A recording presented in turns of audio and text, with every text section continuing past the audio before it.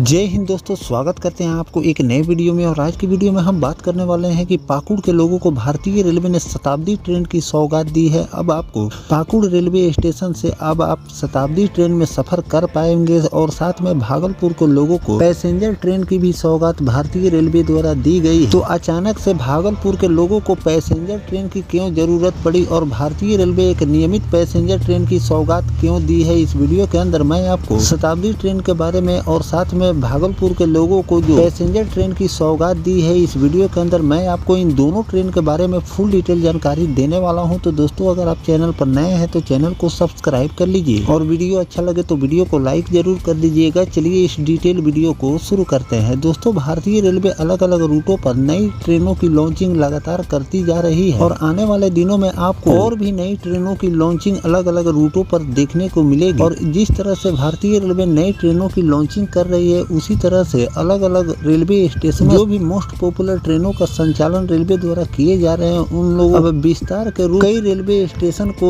नई ट्रेन की सौगात रेलवे द्वारा दी गई है। 2025 और 26 की बात करें तो कई मोस्ट पॉपुलर ट्रेन रेलवे द्वारा विस्तार किए गए हैं, जो कि आपको अलग अलग रेलवे स्टेशनों से अभी फिलहाल में इस ट्रेनों का संचालन देखने को मिल रहे हैं। और आने वाले दिनों में कई और ट्रेनों को रेलवे ने चिन्हित किए हैं, जिसका विस्तार आपको देखने को मिलने वाले हैं। और कई मशहूर और पॉपुलर ट्रेन अस्थायी रूप से स्टॉपेज भी रेलवे द्वारा दिए गए हैं और कई ट्रेनों में यात्री भीड़ को देखते हुए कोचों की संख्या भी भारतीय रेलवे लगातार बढ़ाती जा रही है। जैसी डिमांड है वैसा ही कोच उसमें अटैच किए जा रहे हैं, जिसमें आप जनरल के कोच भारतीय रेलवे सबसे ज्यादा अटैच कर रही है। साथ में स्लीपर के डब्बे भी जोड़े जा रहे हैं और एसी के डब्बे भी भारतीय रेलवे अटैच करती जा रही है। तो चलिए जानते हैं कि पाकुड़ के लोगों को कब से शताब्दी ट्रेन में सफर करने का मौका मिलेगा और साथ में भागलपुर के लोगों को किस दिन से पैसेंजर ट्रेन की सौगात भारतीय रेलवे देने जा रही है। दोस्तों, पाकुड़ के लिए एक बड़ी राहत की खबर है कि अब शताब्दी एक्सप्रेस का ठहराव पाकुड़ में होगा। साथ ही विक्रमशिला एक्सप्रेस के मेल के लिए पाकुड़ से भागलपुर तक एक लोकल ट्रेन भी भारतीय रेलवे चलाने जा रही है। इस पर सहमति पूर्व रेलवे के महाप्रबंधक मिलिंद देवस्कर के साथ हावड़ा में हुई वार्ता में बनी। पूर्व रेलवे के सीपीआर शिवराम माझी ने इसकी पुष्टि की। हावड़ा में हुई वार्ता में पाकुड़ एक साहिबगंज जिले शिष्टमंडल ने भाग लिए, जिसमें महेशपुर विधायक स्टीफन मरांडी, हेमलाल मुर्मू, झामुमो के केंद्रीय सचिव पंकज मिश्रा, पाकुड़